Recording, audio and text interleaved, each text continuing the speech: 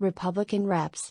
Lauren Boebert of Colorado and Marjorie Taylor Greene of Georgia, both far-right freshmen known for stirring controversy, are actually not as close as they seem, according to a new Politico report on Friday.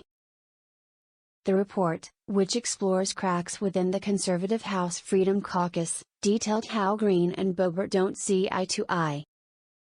GOP lawmakers anonymously told the news outlet that Boebert detests being associated with Greene.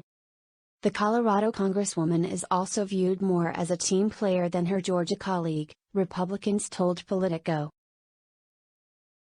The pair recently engaged in a tense exchange over Greene's attendance at a February conference organized by white nationalist Nick Fuentes.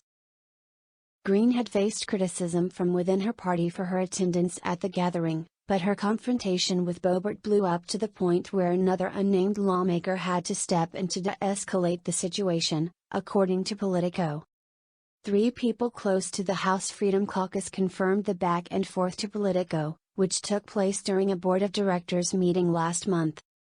The reporting comes as Boebert and Greene have often been lumped together as vocal Trump supporters who represent the right-wing faction of the party.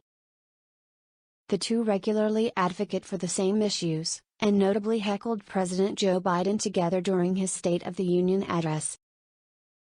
Yet the heckling took place only a day after their argument, Politico reported. Spokespeople for Greene and Boebert did not immediately return insiders' requests for comment. Greene has recently been in the news because of a challenge to her candidacy brought by the group Free Speech for the People, which wants to disqualify her from serving in Congress over what it describes as her support for the January 6, 2021, insurrection. During an administrative hearing in Atlanta last week, Greene said she did not recall a slew of documented and alleged statements she's made, including whether she told former President Donald Trump to invoke martial law to remain in power. Marjorie Taylor Greene and Lauren Boebert, 2 Trump loyalists on the hard right of the Republican Party, almost came to blows in an argument about white nationalism, according to a new report. The two are often seen as part of the same firebrand wing of the party, happy to stoke outrage and say almost anything to generate headlines. But Politico reports that their loathing for each other boiled over during a meeting of the House Freedom Caucus in March. Insiders say Boebert is more of a team player and hates being linked with her Georgia colleague.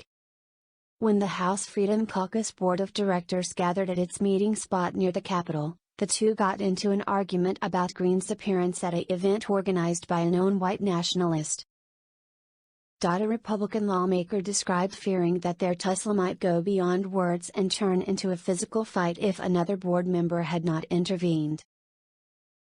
Greene, a Republican from Georgia, appeared as a surprise guest at the America First Political Action Conference in Orlando, an event organized by Nick Fuentes, a white nationalist who was permanently suspended from YouTube for anti-Semitic hate speech in 2020.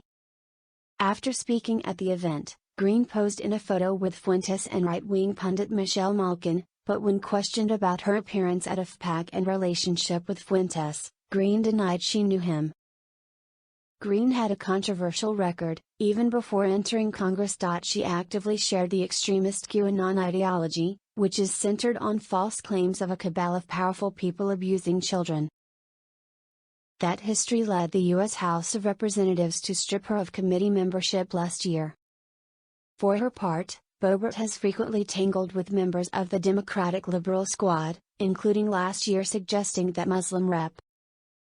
Ilhan Omar might be a terrorist. At times, the pair have been on the same page, such as during the State of the Union address. They both stood to heckle President Joe Biden, shouting, "Build the war." But their argument was cited as showing a wider conflict within the House Freedom Caucus. It began life in 2015 with the aim of prodding Republican leadership to the right, but evolved into a Trump cheerleader squad. We were supposed to be thoughtful conservative renegades, cooperating with leadership when that best served conservative goals, and opposing leadership when that was necessary toward the same end, former Rep. Mick Mulvaney, RSC, a Freedom Caucus founding member who later served as Trump's acting chief of staff, told the news site. We were not designed to be just obstructionists. We were not designed to be an extreme outrage machine. There have been splits about how to respond to recordings of House Minority Leader Kevin McCarthy saying that Trump should resign in the wake of the Capitol riot, and about whether the grouping should return to its origins as small government advocates. We need to reevaluate where we're heading, Rep. Scott Desjardins of Tennessee told Politico. I like the principles that the Freedom Caucus was founded on, but I think that if we can't work together as a group and push our ideas in a civil manner, then we're not going to be very effective.